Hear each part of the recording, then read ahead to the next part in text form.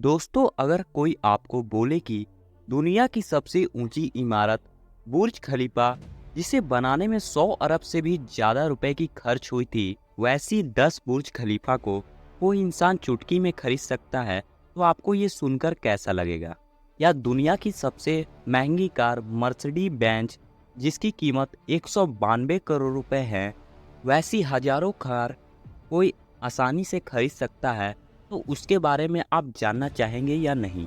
जी हाँ दोस्तों, हम बात कर रहे हैं दुनिया के सबसे अमीर इंसान इलॉन मस्क के बारे में, जिसकी एक समय रोज की सैलरी 500 रुपये थी। वो कैसे दुनिया का सबसे अमीर आदमी बन गया? तो आज के वीडियो में हम इलॉन मस्क की पूरी बायोग्राफी के बारे में जानेंगे। बने रहिए विवेक सिंह बायोग्राफी चैनल पे। एलन मस्क का जन्म 28 जून 1971 को प्रिटोरिया, दक्षिण अफ्रीका में हुआ था। उन्होंने अपनी पढ़ाई पिताजी के साथ ही रहकर की थी।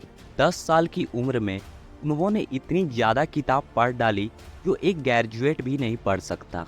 उन्होंने छोटी सी उम्र में कंप्यूटर का पूरा प्रोग्रामिंग सीख लिया और एक गेम बनाया जिसका नाम ब्लास्टर था, और वो गेम एक ऑनलाइन वेबसाइट को उन्होंने बेच दिया $500 में।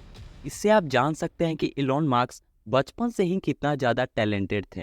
एलन मस्क एक ऐसे व्यक्ति हैं, उनकी सोच ऐसी है कि उनकी सोच को आप सुनकर हैरान हो जाएंगे। वो बोलते हैं अगर कोई प्रॉब्लम है तो उसका सॉल्यूशन है ही।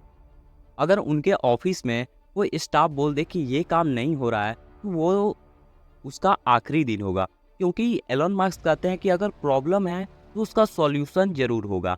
ऐसी कोई चीज़ नहीं है जिसका सॉल्यूशन नहीं है। यानी कि एलन मस्क खुद में इतना ज़्यादा विश्वास रखते हैं कि वो कभी भी खुद को डीमोटिवेट होने नहीं देते हैं और ना ही अपने लोगों को होने देते हैं। ऐसे इंसान के बारे में जानने में हम सभी को भी बहुत ही ज़्यादा मोटिवेशन मिलेगी। तो चलिए इलॉन मस्क की एक एक बातों को बहुत ही बारीकी से समझते हैं। एलन मस्क ने अपनी आगे की पढ़ाई कनाडा जाकर पूरी की और वहाँ पर बीए की डिग्री ली और आगे चल के बिजनेस इकोनॉमिक्स की भी डिग्री ली। उन्होंने अपनी पढ़ाई को पढ़ाई की तरह नहीं बल्कि उसको अपनी ज़िंदगी में भी उतारा था। उसके बाद जब एलन अमेरिका आए तो उनको इंटरनेट के बारे में काफ़ी अच्छी जानकारी मिली।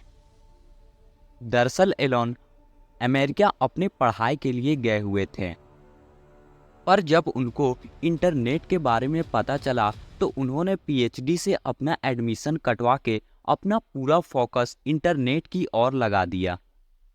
उन्होंने अपने भाई के साथ मिलके एक वेबसाइट खोली जिसका नाम जीप2 था। उस टाइम इलॉन के पास सिर्फ एक कंप्यूटर था। उसी कंप्यूटर में दोनों भाई मिलके काम किया करते थे। 1999 में एक बड़ी कंपनी जिसका नाम कॉम्पैक्यू था, उसने जीप2 को खरीद लिया और इलॉन को अपने हिस्सेदारी के हिसाब से 22 मिलियन यूएसडी डॉलर मिले। उसके बाद उन्हीं पैसों से इलॉन एक बैंक खोलना चाहते थे, तो उन्होंने 1999 में ही X.com नाम की एक मनी ट्रांजैक्शन यानी एक बैंक खोली। तब एक कॉन्फिनिटी नाम की बैंक X.com से मिलकर पार्टनरशिप कर ली और X.com का नाम पड़ गया पेपैल, जिसका नाम आपने कभी भी मनी ट्रांजैक्शन करते टाइम सुना होगा।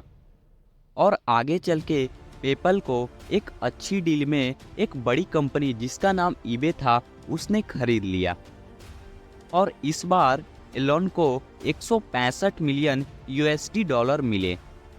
एलन की दिमाग इतनी तेज थी कि इनकी हर कंपनी कम रुपए में स्टार्ट होके अधिक रुपए में सेल हो जाती थी। आप इनकी बचपन की ही कहानी से जान गए होंगे जब इन्होंने एक गेम बनाया और उसे $500 में सेल कर दिया। तो आप तो जान ही गए होंगे कि एलन कितने ज़्यादा इंटेलिजेंट थे और दिमाग वाले थे। एलन मस्क का सक्सेस का राज ये था कि वो सोचते इतना ही ऊपर लेवल के थे। वो अपने कंपनी में एम्प्लॉय ऐसा चुनते थे जो ये ना बोले कि इस काम का सॉल्यूशन नहीं है, जो ये बोले कि इस प्रॉब्लम का सॉल्यूशन कैसे नहीं मिलेगा। मतलब प्रॉब्लम क्या है वो मत सोचो, उसका सॉल्यूशन क्या है वो सोचो। ये होती है मास्टरमाइंड लोग की दिमाग। एलन पहली बार में ही सही एम्प्लॉय को खोजते थे, सही आदमी को खोजते थे। आगे चल के एलन ने स्पेस रॉकेट में भी हाथ आजमाया था। अपनी 2 कंपनी से काफ़ी अच्छा मुनाफा कमाने के बाद वो रॉकेट में अपना हाथ आजमाना चाहते थे। 2003 में वो रूस गए और वहाँ पर ICBM रॉकेट लेना चाहते थे, पर वो रॉकेट नहीं ले पाए थे। क्यों नहीं ले पाए? तो चलिए हम बताते हैं। एक रॉकेट का दाम था $8। इसलिए वो सोचे कि क्यों ना मैं खुद की रॉकेट कंपनी बनाऊं और खुद से अपनी रॉकेट लॉन्च करूं। वो तुरंत रूस से वापस लौट आए और 1 साल के अंदर रॉकेट साइंस की पढ़ाई करने लगे और 1 साल के अंदर पूरी रॉकेट साइंस की पढ़ाई कंप्लीट कर ली और खुद का एक रॉकेट कंपनी बना लिया। जिस पढ़ाई को पढ़ने के लिए लोगों को सालों साल लग जाती है, मात्र 1 साल में उस पढ़ाई को इन्होंने कंप्लीट कर लिया और रॉकेट साइंस का पूरा नॉलेज ले लिया। इसको बोलते हैं जुनून। जब कुछ करने का जुनून होता है तो उसको पाने के लिए पागल बनना पड़ता है। उसके बाद एलन ने रॉकेट कंपनी बना ली, पर इस बीच उनका बहुत ही ज़्यादा लॉस हो गया, क्योंकि उनका फर्स्ट रॉकेट और सेकेंड रॉकेट अनसक्सेसफुल हो गया लॉन्च होने के बाद। उन्होंने अपने पिछले कंपनी से जितनी भी ज़्यादा मुनाफा कमाई थी वो सब लॉस में चला गया, पर फिर भी उन्होंने हार नहीं मानी और अपनी तीसरी रॉकेट में हाथ आजमा दिया और इस बार उनका ये मिशन सक्सेसफुल रहा और आज उनकी बनाई रॉकेट को नासा भी यूज करती है। आगे चल के उन्होंने बिना पेट्रोल डीजल से चलने वाली इलेक्ट्रॉनिक गाड़ी बनाई, वो भी बहुत ही कम लागत में, जिसे आज टेस्ला के नाम से हम सभी जानते हैं। ये गाड़ी सिर्फ इलेक्ट्रॉनिक ही नहीं थी, बल्कि इसमें ऑटो ड्राइवर सिस्टम भी था, यानी बिना ड्राइवर के ये गाड़ी लोगों को अपनी मंजिल तक पहुंचाने की हैसियत रखती थी। और आज टेस्ला कंपनी बहुत ही ज़्यादा बड़ी कंपनी है और इसका एक बहुत ही ज़्यादा बड़ा ब्रांड है। आगे चल के इन्होंने बहुत ही ज़्यादा कंपनी खोली और बहुत ही ज़्यादा जीवन में स्ट्रगल किया। ट्विटर जैसे बड़ी प्लेटफॉर्म को 44 बिलियन देके इन्होंने अपने नाम कर लिया। आज ये दुनिया के सबसे अमीर लोगों में नंबर 1 पे आते हैं। एलन मास्क इतने पैसों का क्या करते हैं और कहाँ खर्च करते हैं, इसे हम अपनी नेक्स्ट वीडियो में बात करेंगे। एलन मास्क इतना ज़्यादा मेहनती हैं कि ये ज़्यादातर अपने ऑफिस में ही सोते हैं और अपने एम्प्लॉय के साथ काम करते हैं।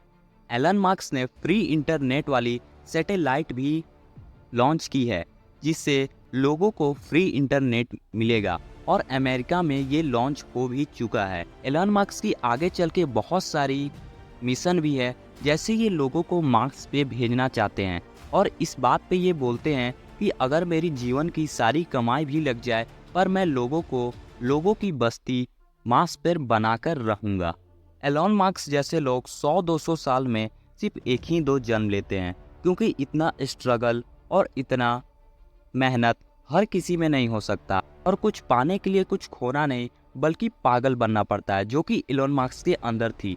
दोस्तों, आप सबको एलन मास्क की बायोग्राफी कैसी लगी? अच्छी लगी तो प्लीज़ हमें कमेंट करके बताएं और आपको नेक्स्ट वीडियो किसकी बायोग्राफी पे चाहिए वो भी हमें कमेंट करके बताएं। और चैनल पे आप अगर नए हैं तो प्लीज़ इस चैनल को सब्सक्राइब कर ले, क्योंकि मैं इसी तरह की मोटिवेशनल बायोग्राफी और स्टोरी लेकर आते रहता हूँ। तो चलिए मिलते हैं हम नेक्स्ट वीडियो में।